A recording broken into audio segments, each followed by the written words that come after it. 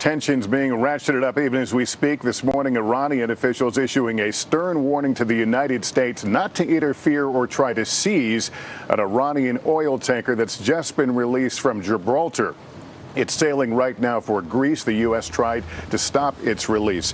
Also, officials here are rejecting President Trump's claim that Iran is ready to open talks. I spoke a short while ago with the Speaker of the Parliament here. He says no talks and no back-channel talks. Over the weekend, I spoke to Foreign Minister Zarif about the risk of war in the region.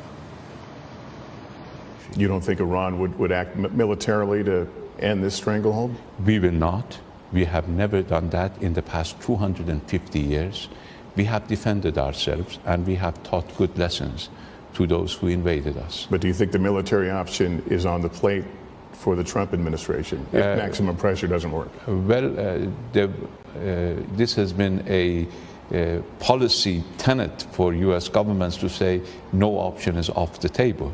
But I think that is not based on what we have all agreed in the United Nations Charter, that the use of force is illegal.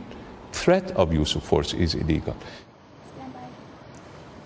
I've also been speaking with Iranians in their homes, in cafes, and in their places of work, measuring the impact of the sanctions, how they view the situation right now, and their thoughts and fears about open conflict. Craig.